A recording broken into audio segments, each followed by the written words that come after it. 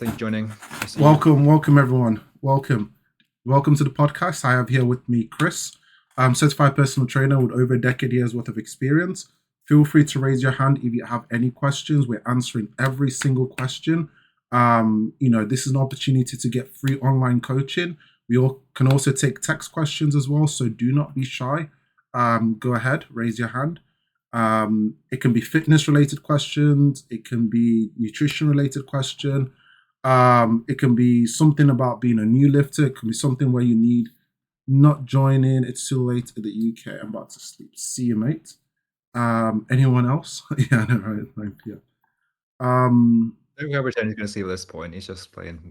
It's called Actually, Dom, how's powerlifting going? While we're waiting for questions, how's your Kendra? Can you join? Kendra, do you have any questions?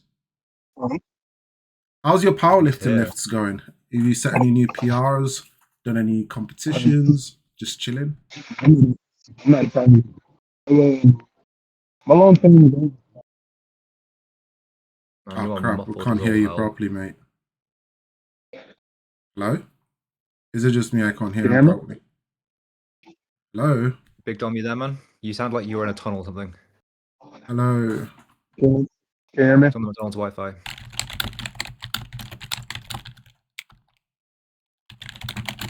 Hello? Actually, I've got a question. So someone at my gym is recommending that I sign up to Hydrox. Hydrox, I have no idea what it is. It looks a bit like CrossFit. I think I saw some videos on it. Okay. Yeah. Can someone explain to me? I mean, I can do my own research, but what's the point of having you, Chris? What exactly is it? Is it like a sport like rip? Wait, did you say you don't know, or do you say you're going to answer it? No, I know, man. I know. Sure. What is it? Yeah, so Hyrox is a relatively new sport, I guess. I always talk about it as CrossFit Light, but it's basically a new way to get into fitness. It's basically a form of interval or circuit training, basically. It's quite cool because you can do it in a pair, you can do it as a duo, you can do it as a man and woman's pair, you can do it by yourself solo. But it's basically some interval training. So events could be like, I can't remember the events, there are strict order events, but it's like doing medicine ball throws for time, and then you run afterwards. Each event, which is like interval training, has a running element after, like a jog, like a 400-meter run or something. And then you add the points over the time, and you do something like 8 different events with a run in between each one, and whoever does the fastest, the most points wins. So it's a really good way to get into exercise. I think it's a really good way to make it more of a group culture, because you can do it in a group. Everyone's really supportive. Everyone likes to do it, make a day of it. I don't think it's a very. I'm gonna sound like an arsehole again. I'll burn another bridge. Okay. Hey, don't burn the bridge before I even start competing, mate. I don't think it's a super serious event for myself, because I think if you're really good at that kind of stuff, you'd be doing other sports and other things. But I do think it's a great way to get into fitness. I see a lot of people it's being a bit CrossFit-fied, so it's becoming like a bit of a cult. It's getting a cult following. It's like, yeah, I do Hyrox. How do you know someone does Hyrox? I tell you about it. But I think it's cool. I think it's a nice way to get into fitness without being too damaging. I think it's a lot safer than things like CrossFit, because there aren't any super high technical events. There aren't too much repetition stuff to failure. No one's going any like dangerous swimming or anything in it. So yeah, I think it's a good way to get in shape. I think it's a good way to be fit. And if you're into that competition side, I think that's a good way to open up and have like a community element to it.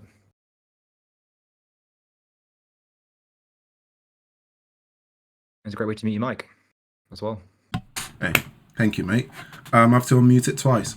I think the reason why they said it is because they see me doing like a mixture of like strength training, weighted calisthenics or attempts of it, and then cardio is like, hey, you should try this out.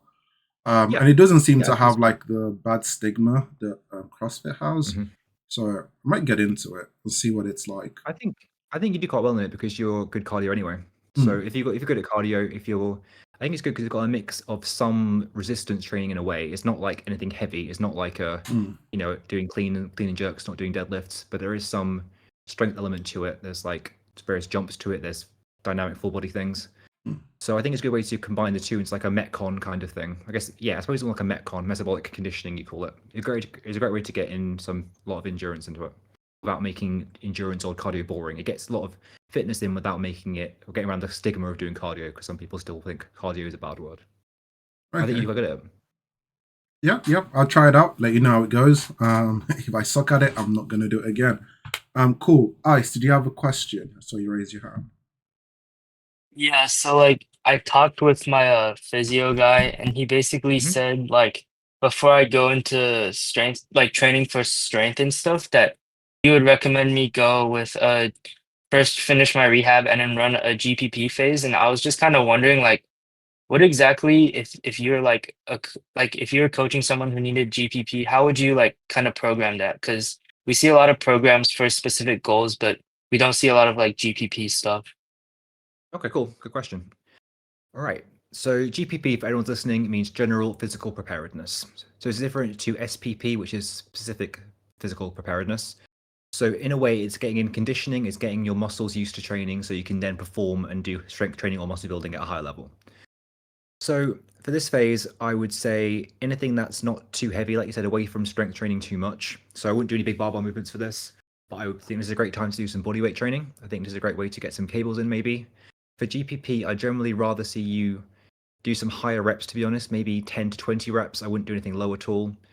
And get some general cardio in as well. So it doesn't have to be for a long period. If you read about like Westside Barbell, they do lots of GPP and SPP during the whole week. There's lots of actual, despite many people think Westside Barbell had a lot of actual conditioning and cardio elements to it. But for yourself, I would say pick a form of cardio you like doing, do some low intensity cardio. This isn't time to be super intense. This is just general building the base fitness up. I would do some push-ups when you can, if that's what your injury allows you to do. I would do some sort of lower body movement, keep the reps relatively high, get some pulling in with some cable rows maybe, get some face pulls in, anything that's going to get some blood flowing and not be too draining. After GPP, if you're starting it, you shouldn't be too out of breath. It's just going to start with. After a week of that, if you've got a bit of fitness built up, you can go a little bit harder. And once you've got that general base of conditioning up, and like your physio said, you can get into more deliberate, intentional, more intense strength training. Does that make sense? Yeah, I had one more question. It was Sure. I don't know how much you like specifically program for powerlifting, but Mhm. I was wondering if you could say take like how you program a bench press or a squat and you apply it to like an overhead press or a bent row. Like, is that transferable, or are the bench and squat kind of like bigger movements so it's easier to load up over time? Yeah, good question. So the principles are the same. People think because powerlifting does comprise currently of squat, bench, and deadlifting, I think they are the special ultimate lifts, when in reality they are just the compound lifts that have been chosen by the community to be tested. Any compound lift you can do it. If you look at Jim Wendler's 531 training, he puts a big emphasis on overhead press. He also mentions that you can do the same thing for barbell rows. You can do these things even for things like pull-ups. Any big compound movement really will work really well for it. It doesn't have to just be squat, bench, deadlift. All right, thank you. That's it for now. Awesome. How was it, man? How are you doing anyway? I've seen you chat in the fitness community recently. Am I being too annoying in the fitness chat?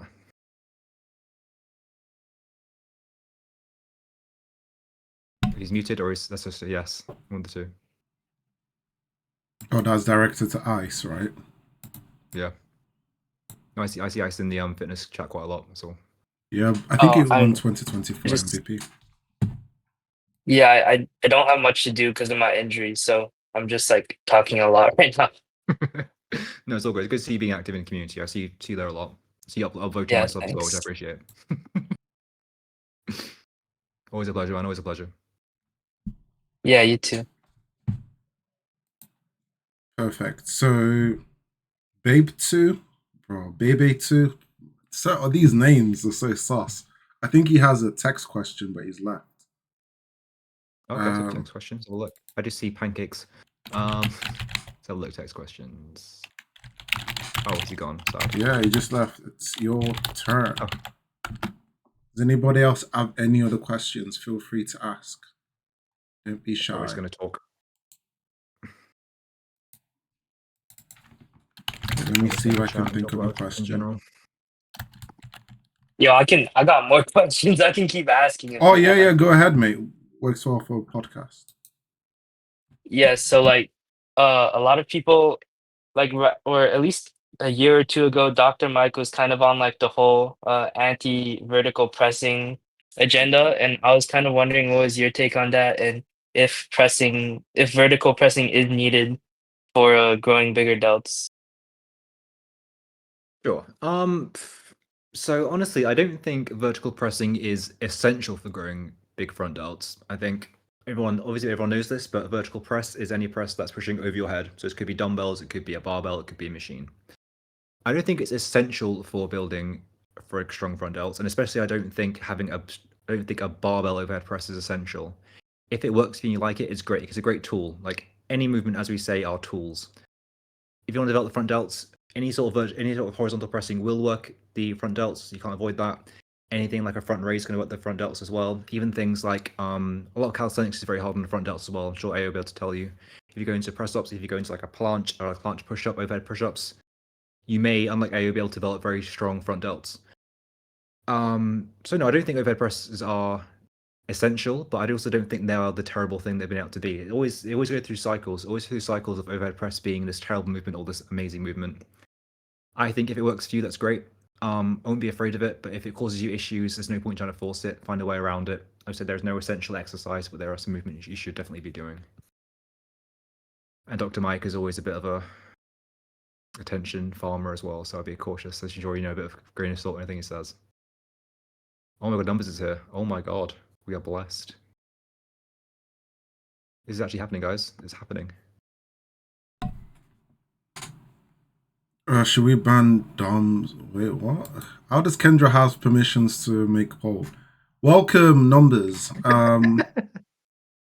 Feel free to ask any questions if you have, or reject the invite. Chris, there's a text question from Babe2. Babe2. Yeah, this guy's Oh god, name. really nice. You wanna go through that? Babito say, Babito. you guys say teenagers shouldn't show their abs. But some people naturally have visible abs since they are young, even though they eat a lot. Why not me? So are we saying teenagers should not cut to try to get very visible abs? Because as a teenager, you shouldn't be showing your abs on the internet anyway, because that's obviously dangerous to do. You guys say teenagers shouldn't do their abs, but simply natural abs. If you're naturally lean and have abs, that's absolutely fine. We're not saying you shouldn't have visible abs, but we're saying that it shouldn't be the only goal in your life. If you're a teenager, you shouldn't be focusing only on how visual your abs are. You should be focusing on building good habits, building strength, building good eating, nutrition habits, sleep, things like that.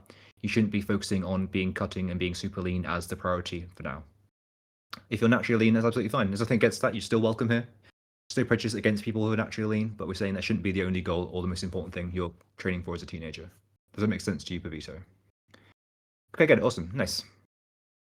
So you're one of those naturally lean people, eh? Have you got a background in sports? Have you been active all your life? He only has one job. Didn't see I come on in. Numbers tempted, I know. Literally. Okay, so there's a guy with your name truncated. Sorry. Feel free to ask your question.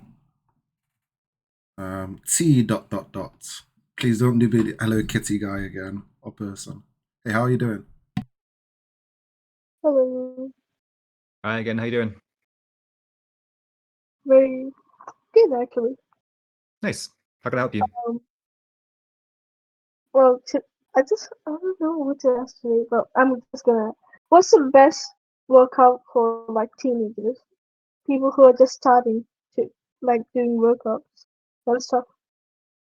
The best workout for teenagers? That's quite a big question because it'll depend on what your goals are. I really think as a teenager, you should be just trying different movements, really. I think you should try some bodyweight training, do some bodyweight squats, maybe work up some push-ups.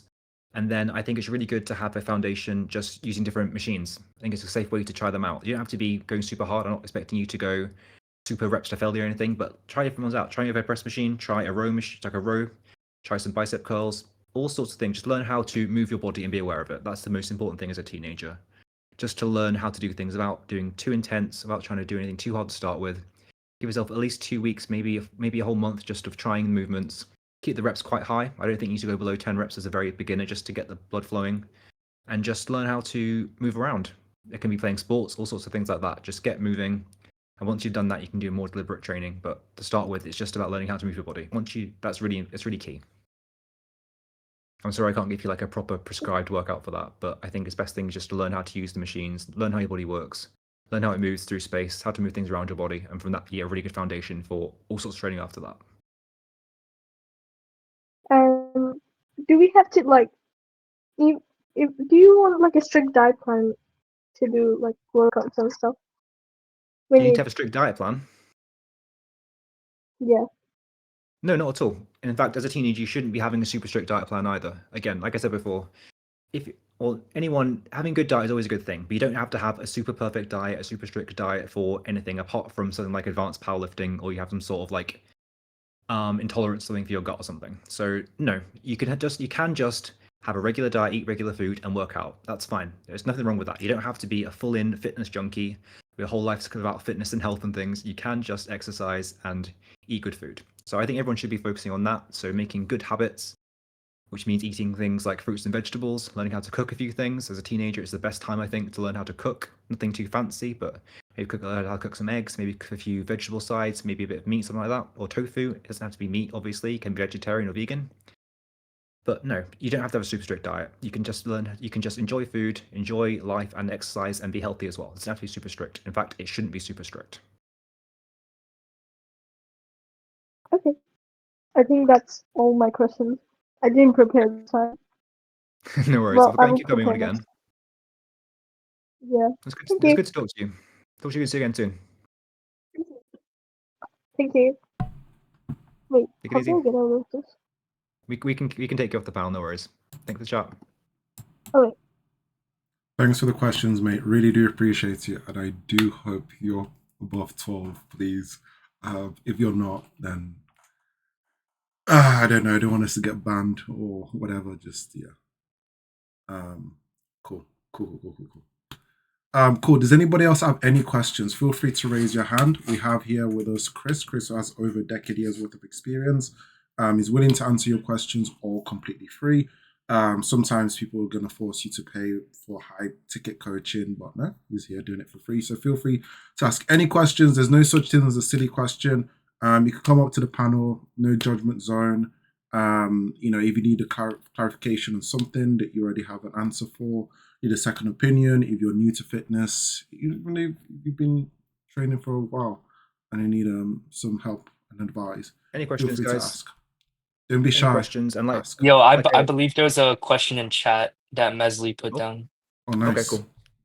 And also, guys, just as Ayo said, there are no stupid questions. If you've got a question you don't know the answer to, probably loads of people have the same question. They're just too afraid to ask. So it's always better to ask it, get it answered by someone you know knows what they're talking about.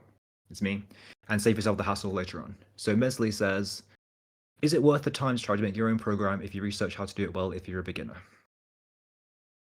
And the answer to that, honestly, is no, not really. Unfortunately, see, this is.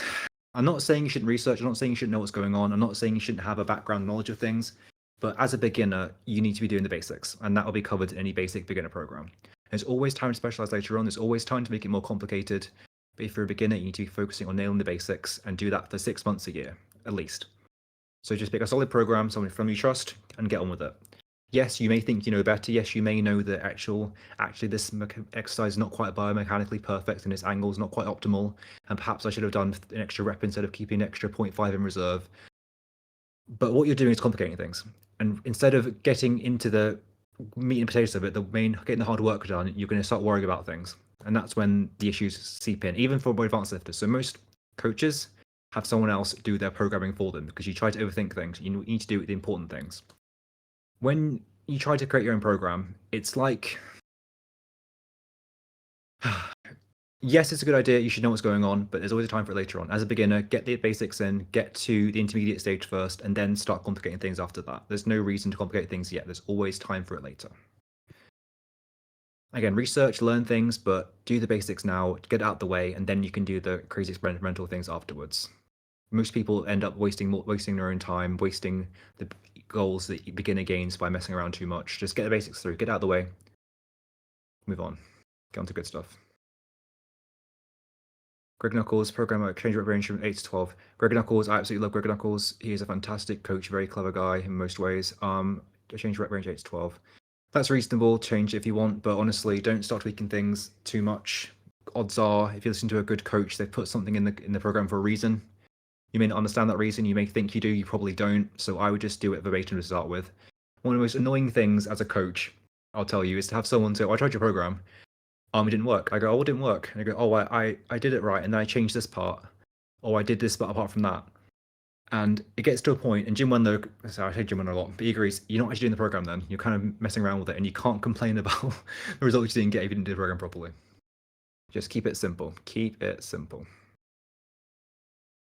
And Coach Dom says, here's to add to what Chris said, because he nailed it. Notes there is no required movement. Yep, absolutely. Yeah, guys, read what Coach Dom said here about pressing and overhead press as well. He's a smart guy. We love Coach Dom. Big Dom.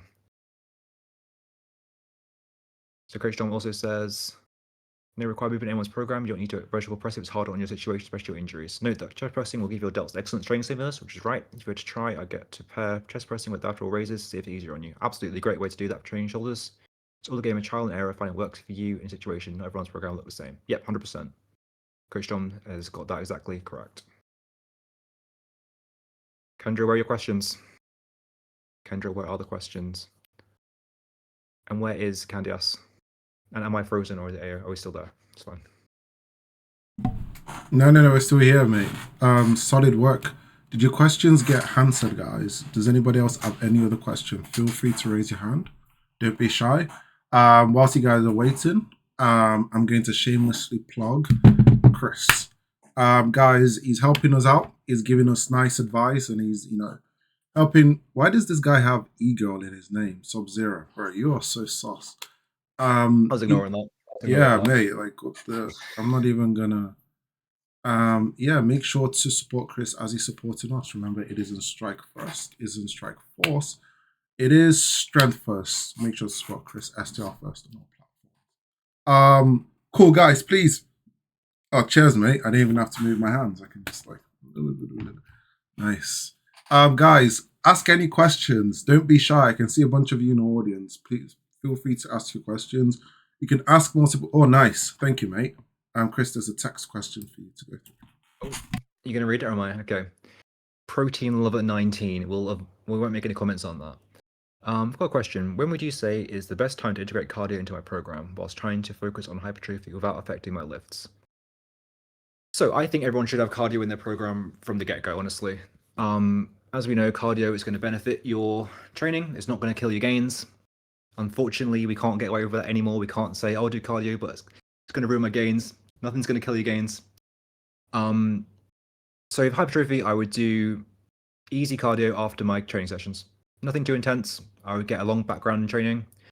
People say, I still like zone 2 training. I think people have gone against it recently, the last few months, but I still think there's a lot of value to it because it lets you get a lot of work done without too much strain on your recovery system. So low intensity cardio, keep the heart rate below 150, half an hour to 40 minutes, 3 times a week. It's only ever going to benefit you. It's going to improve your mitochondrial health. It's going to give you a stronger work capacity. It's going to let you work harder in your training sets so you can get more work done and give you a higher work tolerance. So for you, Protein Lover 19, I would say low intensity cardio after your training sessions or on a separate day. Always after lower leg training. Put your strength first. So strength training first, then some cardio. So, yep, so zero is correct there. Mentally, you can use warm up of rest days.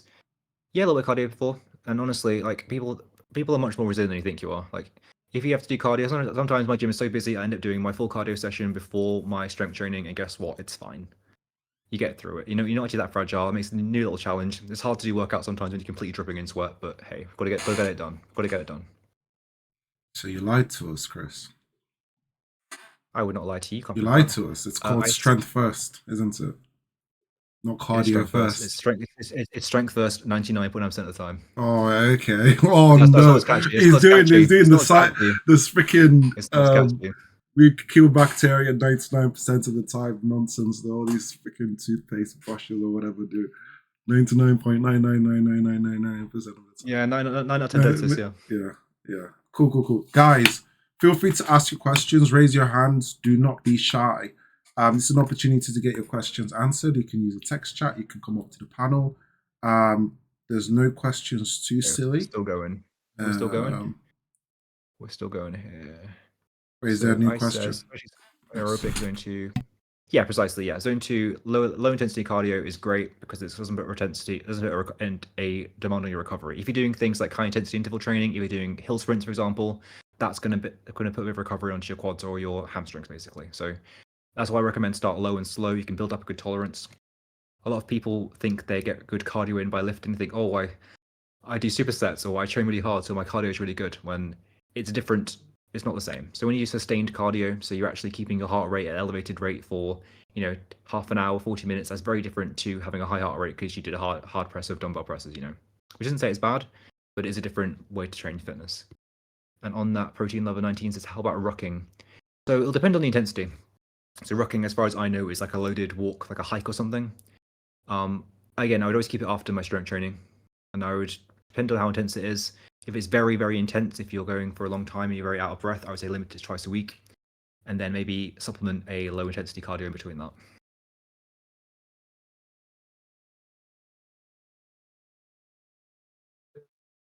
So Stranger 101 YouTube, hi again.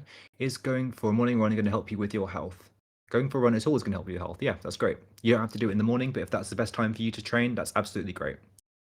I would say probably have something to eat beforehand. I'm not really a big fan of fasted training, to be honest. So have something to eat, a little bit of something in your system beforehand. Go for a run. Yeah, absolutely going to help you. No doubt.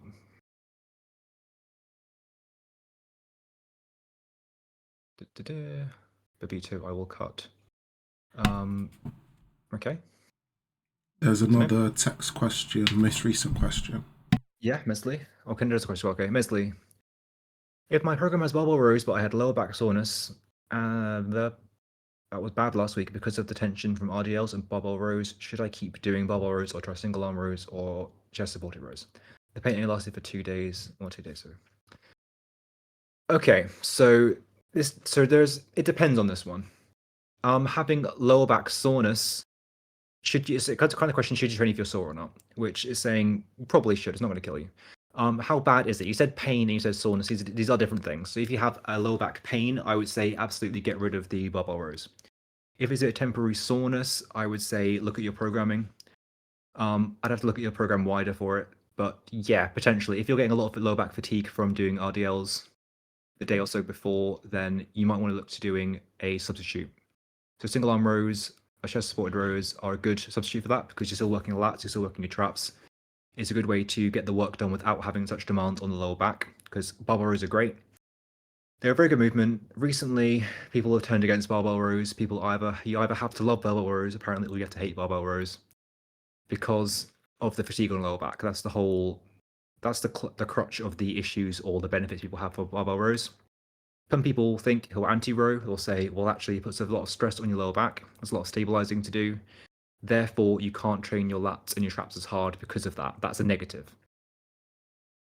On the other side, you get people who are pro barbell row, which are generally powerlifters. I know Alexander Bromley is a big fan of them. He's a smart guy. And a lot of strongmen and powerlifters are a big fan of them because of that lower back fatigue. So if you say it's a good way to build up some endurance in the lower back, if you can't do it because you haven't got the endurance, you should build up that tolerance to it. For a sheer hypertrophy point of view, I would say they're not essential. I'd rather see you do a chest supported row or maybe a single arm dumbbell row. Ideally, you could get like a seal row in, which you used to get a few machines for this. You don't really get them anymore. So a seal row is just when it's like a bench and you just row up. They're completely strict. They're really, really good. They're really hard to do. So if this is a persistent issue of low back fatigue and it's affecting the quality of your barbell row sets, yes, I would swap it out for a more supported upper back / lat exercise.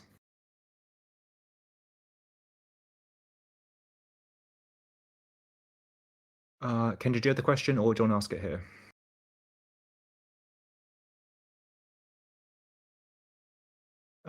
Mesley says, yep, I will get to you. Mesley says, I heard chest supporting rows are better because of more stability.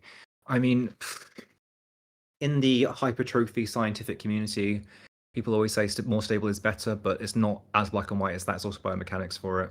In this situation, if you have a lot of fatigue in your lower back from RDLs that affect your performance in the barbell rows, I would say swap them out. But having more stable isn't always better, generally, but not always for hypertrophy. Interesting if Big Dom's got a view on barbell rows actually. So John, if you can hear me, what are your views on barbell rows from like a powerlifting perspective?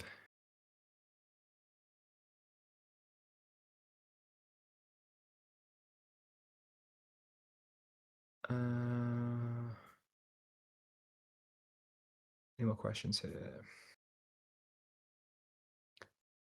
Can you got a question? If not, it might be up to you, Subject Zero, if you got a question to go. As long as it's civil. Yo, Kendra, feel free to ask your question. And I think the staff is probably handling that person who you're arguing with in main chat. So feel free to ask your questions. Ooh, Sky. Is that Sky? I hope it's Sky. Sky, feel free to ask a question. And by feel free, you must ask a question. Or I will ban you. Beautiful cat, by the way. Beautiful cat. There's no pretending to be studying or something. I know you are there, Sky.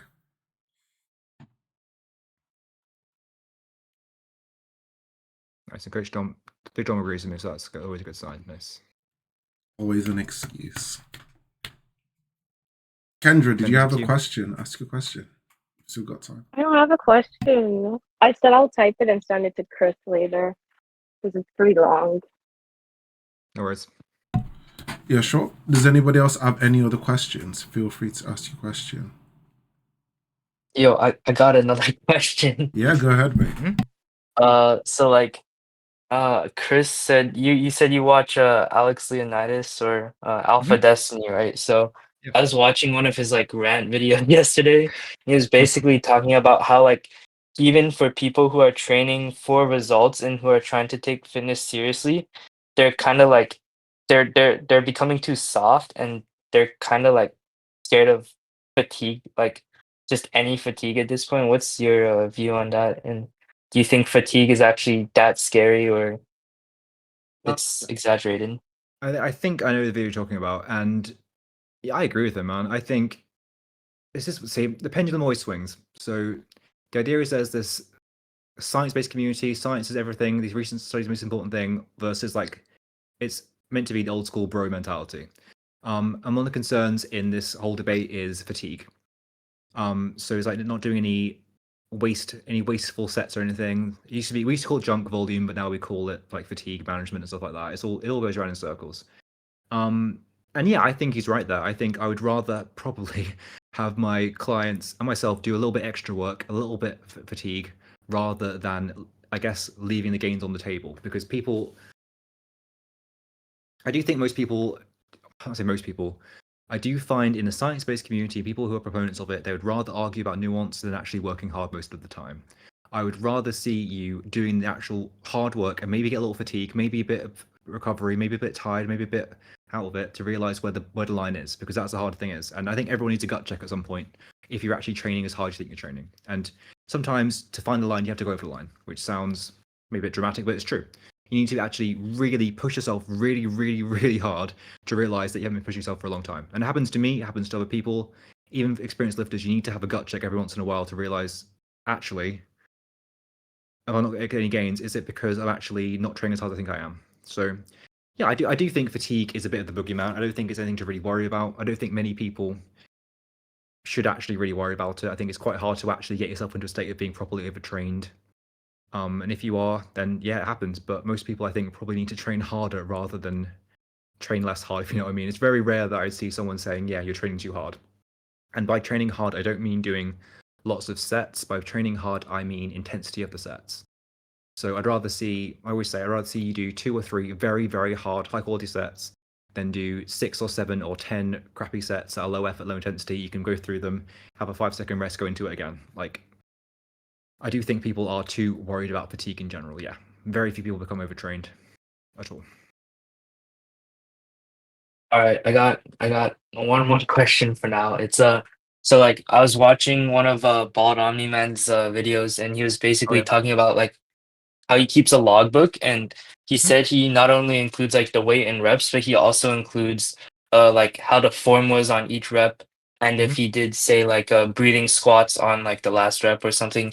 How detailed do you keep your logbooks and also like anyone else who wants to answer? That's a good question. It's a good point. And I think that becomes much more important the more advanced you are as a lifter.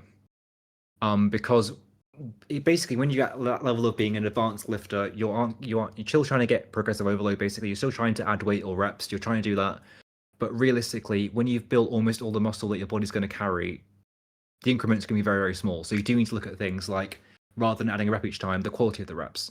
For example, that's why I said before, progressive overload can look different things different many people. So if you do, like you said, his way of doing it, if I do a breathing squats, I think I need to have a full discussion about hypertrophy with someone at some point about this, because I was thinking about this a lot for deadlifts and squats and things like that. If you take an extra 3 breaths in between the top, are we counting that as the same set? Because it basically becomes to a point of doing myo reps or rest pause. So I need to get James on that at some point. I need to talk to Doco about that. I need to talk to a few people about that. So mine is relatively detailed because I need to know that kind of stuff. I'm not adding reps every week. So for example, for my sets, if I did my incline bench this week on a machine, I've been doing the same weight for basically the same 3 weeks. I've added 2 reps to 2 sets, and now I'm focusing on the quality of the sets rather than the quality of the reps, rather than expecting to add loads of weight. Because realistically, I've built most of the muscle I'm going to build. The best way I can relatively and measurably increase is the quality of the reps, and that's very hard because you have to be very honest with yourself. And that's why it's sometimes really good to have a coach there, or it's really probably even better to record your sets, just to have a true account of the quality on what the reps look like as well. So as a beginner, I don't think it's very important, but as you become more advanced, it becomes much more important because it's much more nuanced. You can't just simply slap an extra 2.5 on each week, which would be great, but you can't do it forever. Sorry, I kind of ranted there. Sorry, man. All right, thanks. Awesome. And then we've got protein level 19 again. He's got another question. What would you say are some of the most important vitamins that you supplement into your diet when you're on a cut? Okay. I mean, it roughly stays the same, but I would be very aware of having enough potassium, salt in your diet. Really, that's the thing people tend to worry about. Tend to cut on too much back on salt. If you're training hard, if you're sweating, if you're drinking lots of water, you need to have plenty of salt in your diet. It's not a bad thing. It's not going to affect your health in a negative way, assuming you don't already have an issue with the salt anyway. Outside of that, magnesium is always one, iron is another one, and zinc generally. Those things can be quite depleted if you're going on a cut, especially if you're switching to leaner cuts of meat and things like that. And then generally lots of fruits, vegetables, minerals, vitamins, kind of always have some sort of green. Anything green leafy vegetables always going to be beneficial to you as well. But yeah, I count those as the main ones I'd be aware of if I'm going to cut. So supports Sky says, I've got a question. It's for AO though. It's for AO. In all honesty, what do you think good strength goals are compared to body weight bench? I would say we don't compare ourselves to others. We compare ourselves to our own selves. And it depends what body weight is always a tricky one as well, because for example, a body weight comparison is be much more favorable to me as a short guy than it is to AO who's a tall guy. If I say, if you can't, overpress your body weight, you're weak. My body weight is much lower than AO's. He's going to have much more hard time doing the same thing. So it's not really a fair comparison. Also because of things like body composition, for example. I've got much bigger legs than AO. So if I say doing my bench press, it's going to include my legs in there. He's going to be much lower comparatively because he hasn't got very, very small legs. Wait, what the fuck is this? I obviously, bro is roasting me for no reason. First and foremost, we've all seen that video. My leg it's somewhere. It's huge. We've all seen it, right? And some could argue there's another one there. And if you've not seen the video, then that's unfortunate to you. But hey, stop roasting AO. AO is trying his hardest not to fall asleep. I'm not gonna lie. You go ahead, Chris. Wow, means a lot, man. Means a lot. Means a lot. So yeah, it's challenging to say. In a fair answer, it's quite challenging to say. It also depends if you're a man or woman as well, how old you are. There's so many factors in it. But and also depends what you mean by strong. Strong means so many different things to so many different people. If a 60-year-old woman comes to me and says I want to be strong, there can be very different standards to someone who is not. AO's got something to show us. Show and tell. Did you bring something to show the class? Oh no! Finish answering the question. I have a surprise for you, Chris. Potentially. Okay. Oh wow. Maybe Okay. Exciting. I'm terrified. So for men, I would probably say it's hard to say what you mean for strong. I would say to be a decent level of strength, I would say generally about again it's hard because if you come from being overweight, it's very different for body weight standards. For example, if you're a skinny guy, you're obviously going to hit a body weight bench press before someone who's very heavily overweight. So it's very, very challenging to do. And I could also do things say, oh, if you can bench, 2 plates and you're strong on bench press. For example, if someone who is naturally, 6'8", someone who's naturally 200 kilos, it's going to be easy for them to do compared to someone who's 5 foot and has got, 60 kilos. It's very challenging to do. So I don't like doing this. I would say generally about a bodyweight bench press for a few reps, a couple reps. I would say bodyweight squat, 1.5 times bodyweight squats for a few reps, and double bodyweight deadlift for 1 rep. I think that's fair for a starting point. Again, not everyone's doing powerlifting. A lot of people aren't even doing deadlifts nowadays. People are doing RDLs and avoiding proper deadlifts. That's where I'd say for a starting point. And then probably 3 to 5 pull-ups as well. And then 10 to 15 bodyweight dips, just to have a few things on the table for that. Again, you don't have to use exercise. It's just a starting point for that guy. If that was helpful, he'd probably gone ages ago. Yo, someone in chat has a question and he's pinged 3 people. Oh, okay. Where are we? Yeah. I'll not bump Kendra, the is it? message up. It's not Kendra, is it?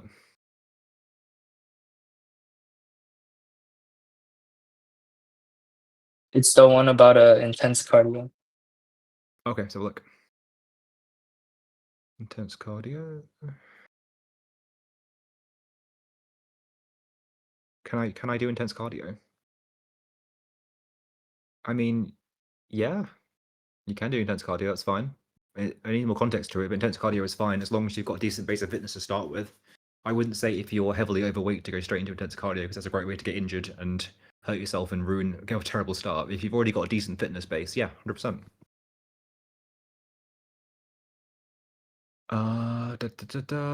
What's your opinion on Jeff Nippard's tier list series where he ranks exercises? I haven't seen the video, but I would say it's very difficult to have a true objective tier list for exercises because everyone's biomechanics is slightly different and your goals are different as well.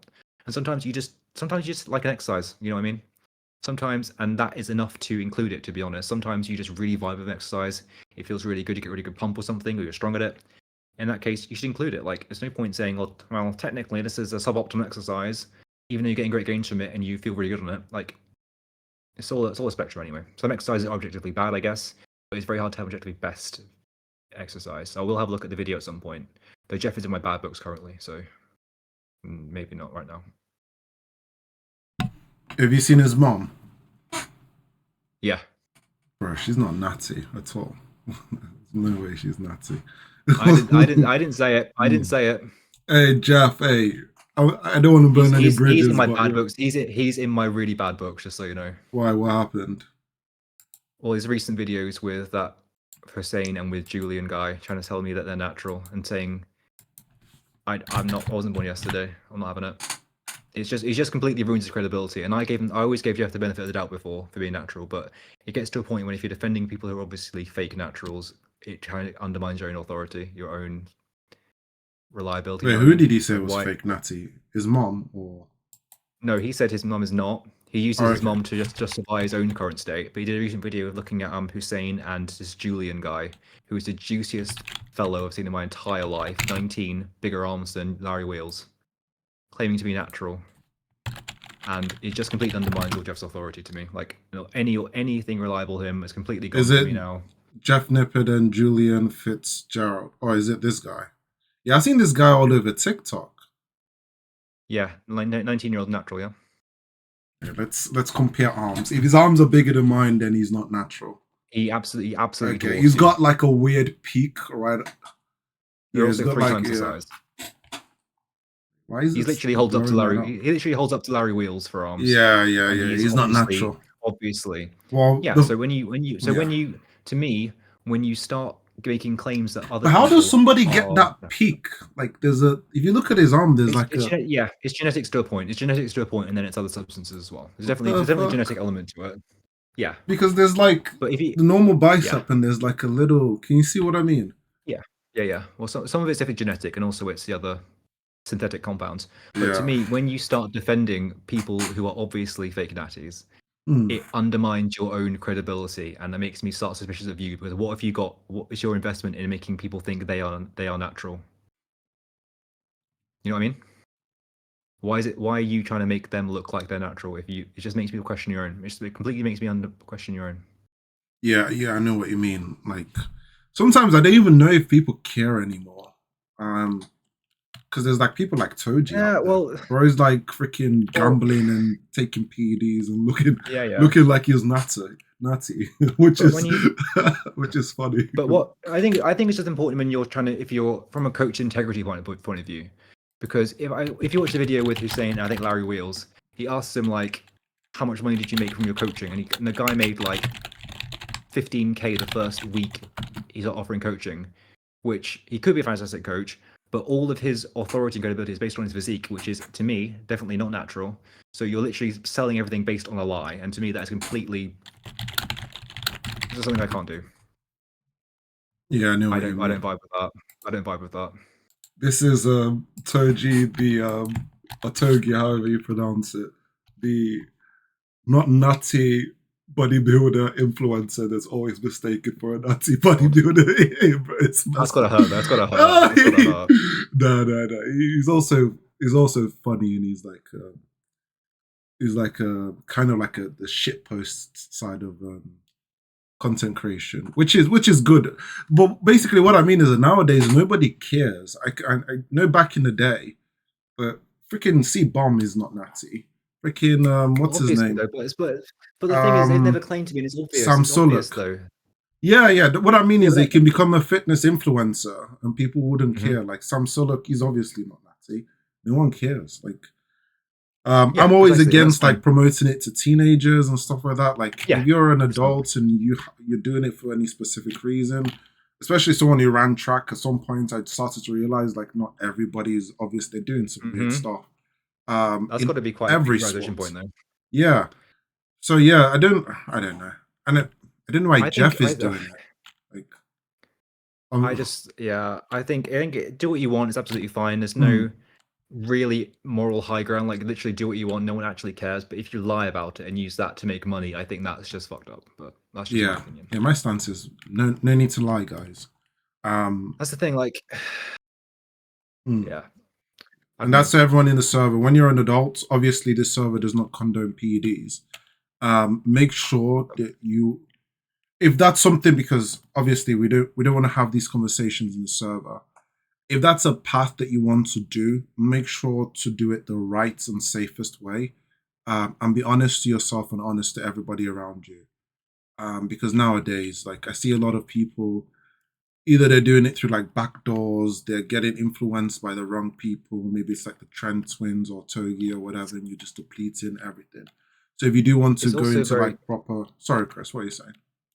I was going to say it's also very difficult because in the UK especially, there's a massive epidemic of tainted or dirty gear people take as well. It's completely unregistered, it's completely unregulated.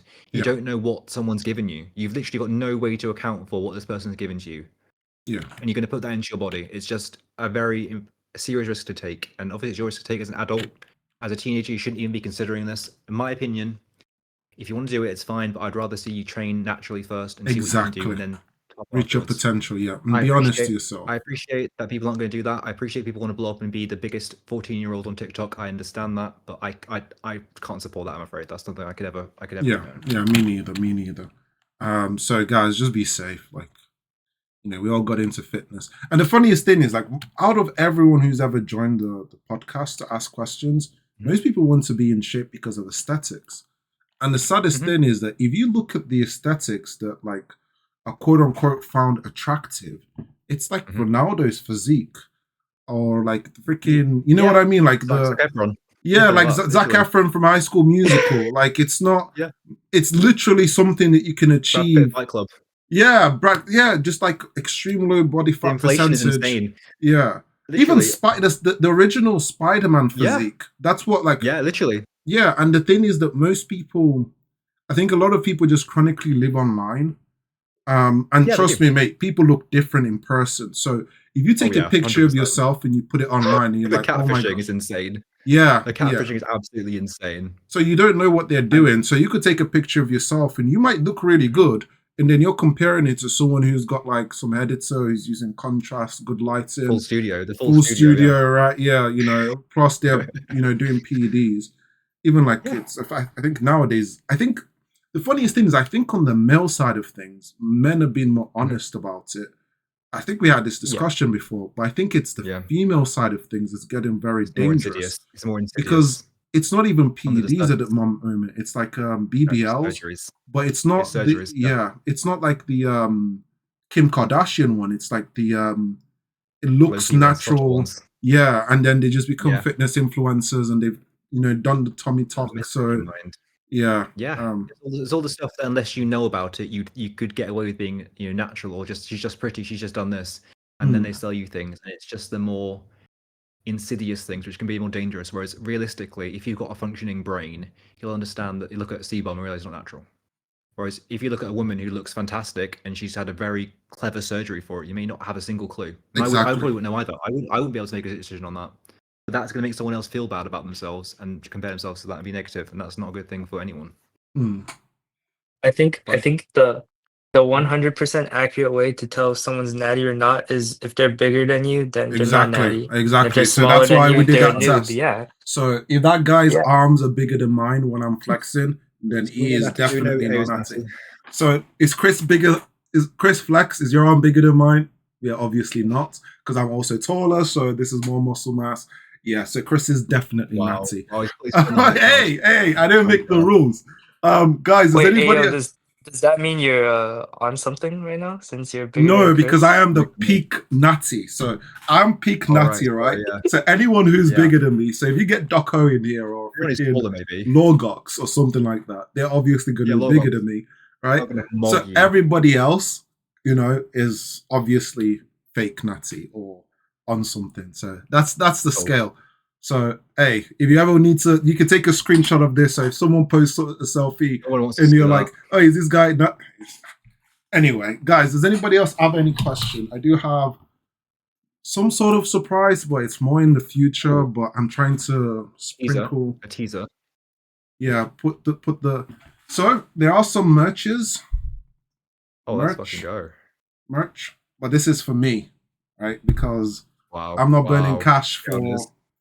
But one day, Chris, I probably will give you one for free. Maybe like the VIP people for free. And all I'd be repping it, man. I'd be repping that all day, every day. But yeah, merch is coming soon, probably 2026. Putting work into it. Actually, let me put. Should I put the weird thing is the I think the white one is better, but the black one looks cooler. They're really good. Let me just quickly put it on. Let's go. But yeah, guys, stay tuned. Good things happening in the community. Good progress. I was going to do this for years. And also, I've got this for myself, just so I can stop promoting the community as well. So, and it's going to be pump covers. There's going to be like hoodies. There's going to be vests. I think someone raised their hand. If you have any questions, feel free to still ask a question. And that's the surprise that I had. And thank you all for your support. We're planning on to get to the next level of the community. That's clean. That was really good. Mate. Yeah, mate. I'll just be in the gym and everyone's like, oh, effective fitness. Like, what's effective fitness? Hey, you're going to find out one day. The scan on the back, the QR code to scan on the back. Nah. Does Gymshark have QR codes, Chris? Come on. We can't look tacky. We gotta look compare ourselves to Gymshark. There's what's the other one? There's Young LA.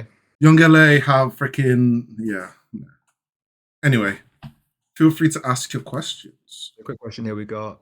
Can I ask, what do you guys think about creatine for muscle growth? People act like it's gonna magically make you grow.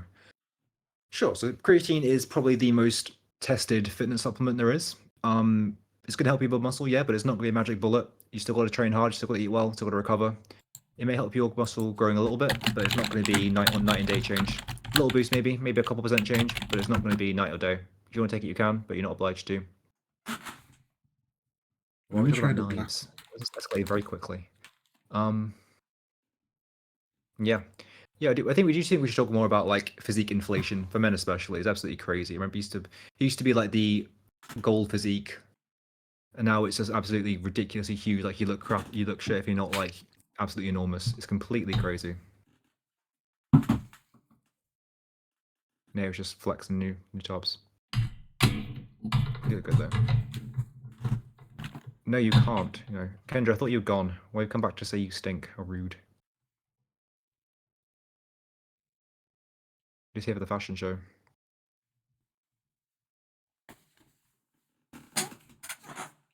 Okay, guys, any more questions? Do let me know. Yeah, we've got time for Sub-Zero. We're time for a final question, then I'm cooked, to be honest. Okay, so one of my questions was just generally around my gym, I see a lot of beginners, and one of the ways I can just what the fuck did you just say, Kendra? Okay, getting back on track. hold on. One So of the beginners in your gym. they have they have not a lot of stability. They're kind of moving around all the time. They're not really locked into whatever movement they're doing. If they're benching, their feet are moving all over the place. Things like that. They're not really like locked in and mentally focused on the lifts. So what are some of the ways you mentally prepare for a heavy lift, actually try and push the real intensity? Because there are times I've caught myself even lacking.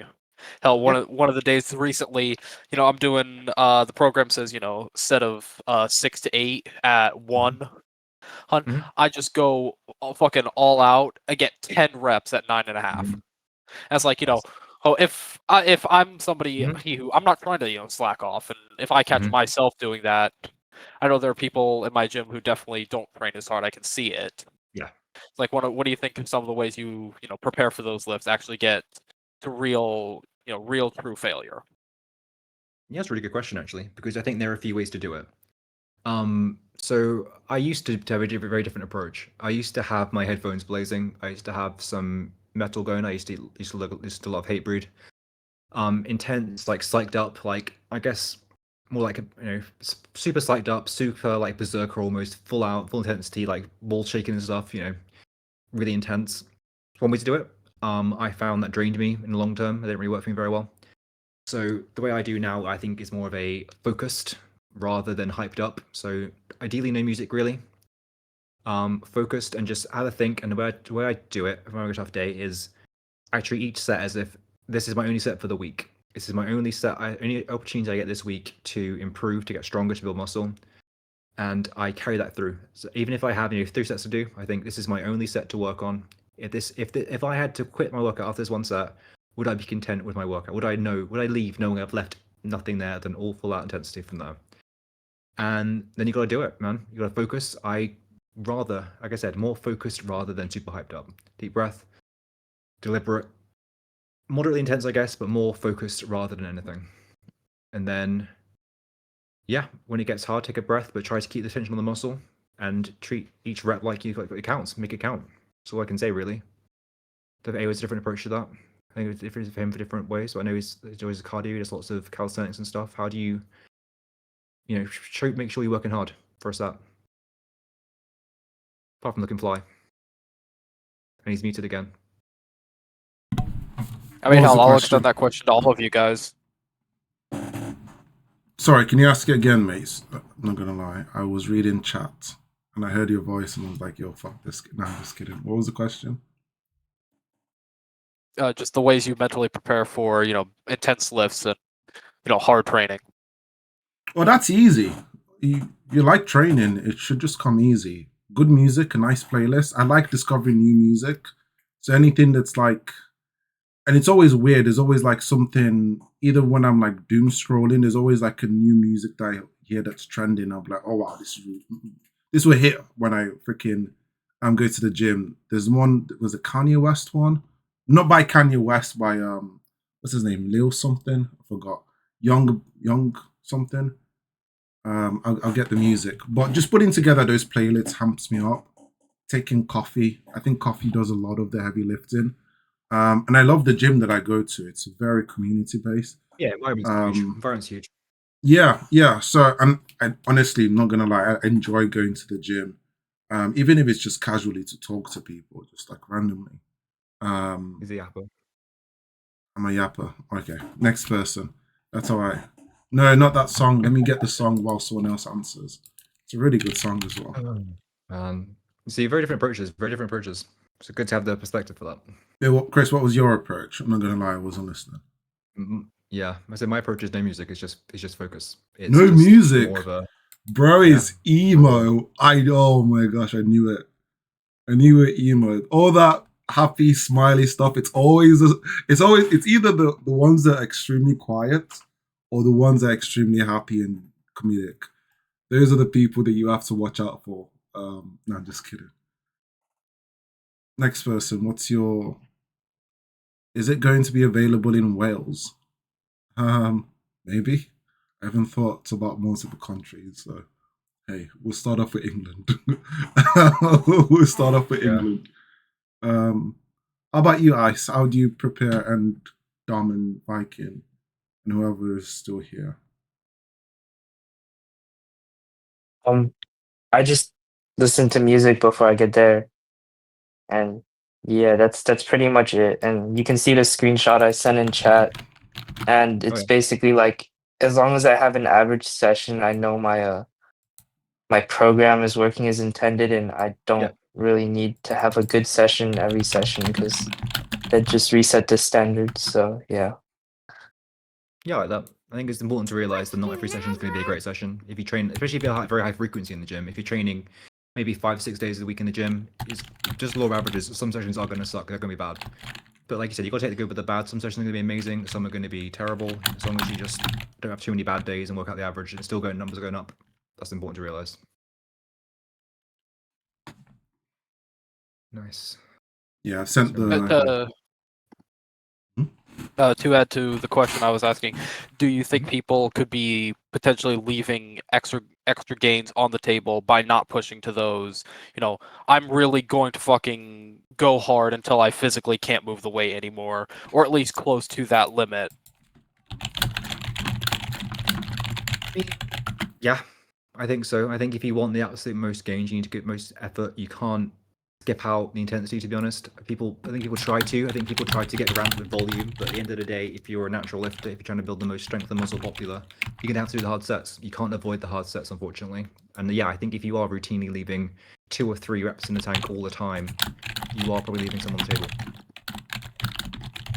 I know Bold Duck, even though he just left, like he basically said that he thinks it's actually kind of like sad and pathetic that people try and use music and caffeine and like a bunch of like outside things to help, and he thinks it's sad how like the standard for like just like getting yourself hyped up and working hard is like fallen, and he's even gone as far to say is using a treadmill is like the same thing because like he'd rather just be outside walking. Yeah, I think that's valid. You can think that if he wants, but I think that's Yo, bro, you guys are emo. Like freaking C-Bomb freaking uses caffeine and music. What is this edgy lifestyle? I can understand the idea behind it, but I think whatever works for you, man. Whatever works for you. Like, also, don't judge other people what they do. Like, whatever works is the main thing. If it's like I say, if anything's working for you, keep fucking doing it. Like, don't try to optimize stuff too much. Don't worry about the grass is always gonna be greener. The best way to waste what you've got that is going well is to try to chase something else. Just if it's working, write it out. Works for you. Works for you. Try something different if you want, but if it works, it works. Yeah. Enjoy what you do first and foremost, because I see a lot of people get into fitness and sports and they look depressed at the gym. I see it all the time. Like, I know people go because you're trying to ventilate and it's like therapy. Get a real therapist first and foremost, because I haven't seen someone who's genuinely had fitness or going to the gym as therapy. I don't know. I have a weird stance on it. I initially used to have that thought, but I do think that if the gym isn't working for you and you see the gym as therapy, you're not enjoying it, you're not having fun, at that point you need a real therapist before you self-implode or worst of all, explode. And also have fun, man. So many times I go to the gym and I nod at someone, I smile at them or whatever, and their face is stuck like this and they're frowning. It's like, okay, it's like just lifting up heavy circles, right? But yeah, I'll probably say that's a good way to close the podcast. Have fun, guys. Like, it's fitness. Come on, it's not that deep. It's a privilege. It's a privilege. Yeah, Honestly. yeah. Don't go too emo. Have fun, make friends. I remember one of the earliest conversations we had on the podcast when it first started was about how do you approach people in the gym. Yeah. Have fun. Just life Mhm. is too short. Most of you love fitness. You spend like 2 to 3 hours, not one. Let's be honest, because most people say, "Oh, it's 1 hour." Now, most of us spend 2 to 3 Yeah. hours there. You don't want to go spend 2 to 3 hours on something that you like doing and not have any friends and just be isolated. Just have fun. The same way you have fun in the community. So, guys, make sure to invite people to the podcast. The time has changed. It's not 9 p.m. I see more American people joining. It's so funny. The core audience has changed. It's like it's the funniest thing. I'm so happy that I don't want to say it without being upset. There are certain people that haven't made it that I'm happy aren't on it, but there are also certain people that I would also want to be on it. So it's like a weird, you know what I mean? It's like, oh, Yeah. thank God that It's annoying. bittersweet. It's bittersweet. Yeah, it's bittersweet. It's bittersweet. So yeah, guys, every week, 9 p.m. BST. Join, invite your friends, ask questions. If you've got any questions to ask, if you've got any additions to give, in fact, if you want a second opinion from Chris, that's all welcome. Are there any last minute questions before we go into closing? And I also need to plug some sponsors. So, any last questions? Just on the last topic, as Chris was saying, do what works for you. Just as an example from people I know, Chris is probably get this more than everyone else's. You know who Scott Mendelson is, right? Yes. You've seen his wife walking up and just fucking Yeah. absolutely Yeah. slapping the shit out of him right before he hits a world record. And then there are other people who walk up, just completely calm, Yeah. do the same Absolutely. stuff. It's like as long as it works for you, then it Mm. doesn't really matter how you're doing it. Yeah, for sure. I will say, you see in powerlifting where people get more hyped up and stuff, but it's very difficult to replicate that same situation in training. And also, if you hit like a lift when you're absolutely hyped to all hell, you absolutely adrenaline, you've got smelling salts, you're absolutely out of your mind. You shouldn't really, in my opinion, treat that as your 1 rep max for training purposes because you've elevated it. Like realistically, that is more than you would do under regular circumstances. So it doesn't make sense to me to train your then more at max based off that. If you know what I mean. It's like what Jim Wendler suggests with the training max at like 80 to 90% of your sure. actual PR. Yeah. 100%.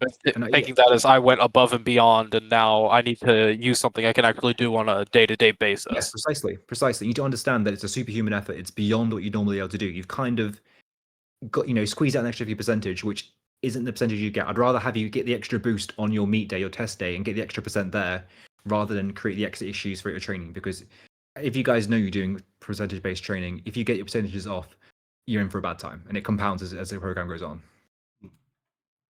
Yeah. Cool. Are there any other questions? Anybody else?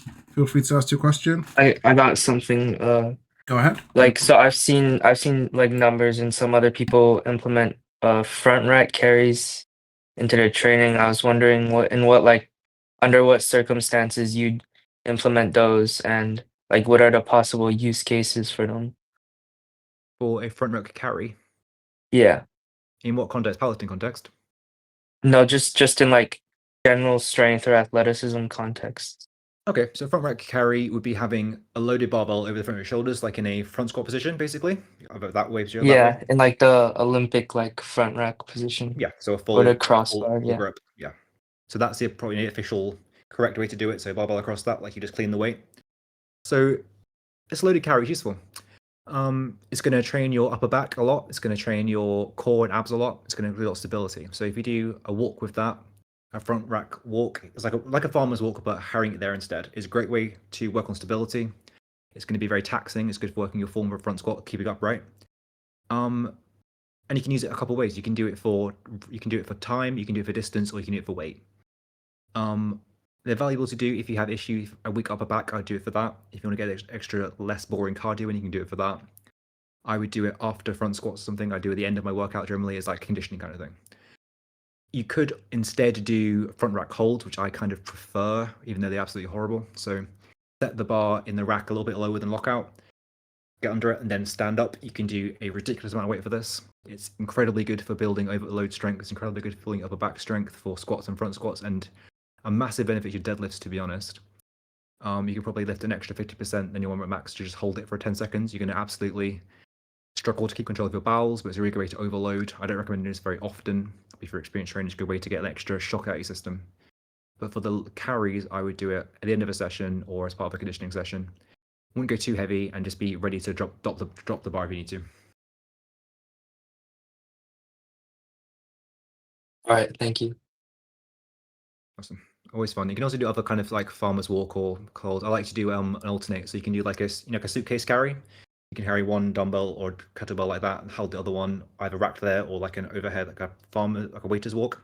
It's always fun to have different asymmetric loading and stuff. It's good to try different things. Yeah, I remember Numbers talking about all her different types of carries to train like core stability and nice. stuff. That makes sense. Makes sense. Numbers on that. Nice. Awesome. Thank you, guys. I think that's pretty much everything. AG, you have plugs to plug. Yes.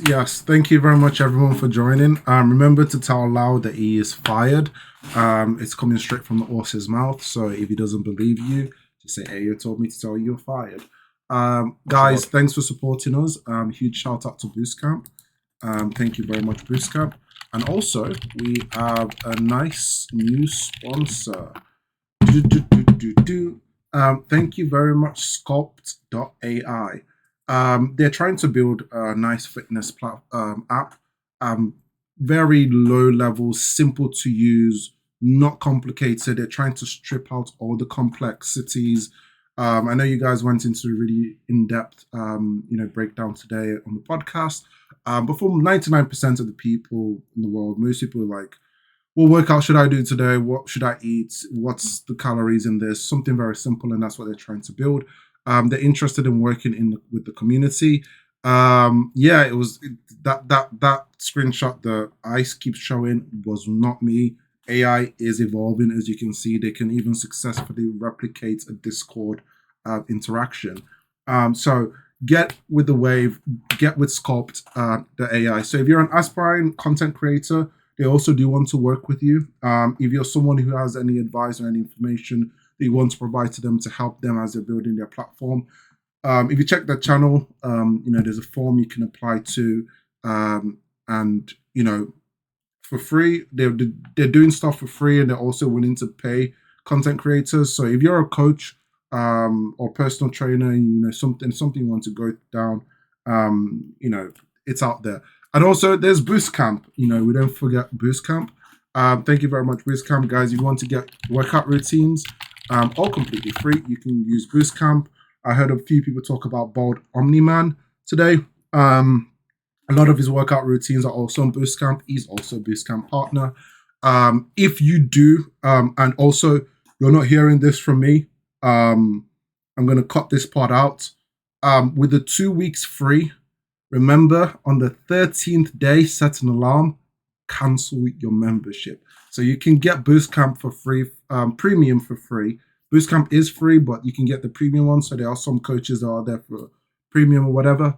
For 2 weeks free, if you use code FITNESS, I had to fight literally like God knows how many content creators to get this one, the actual code, because a lot of people have like their own, just like Bold, Omni-Man or whatever. Huge. So just use that. And yeah, you didn't hear that last part from me. So on the 13th day, just cancel that shit.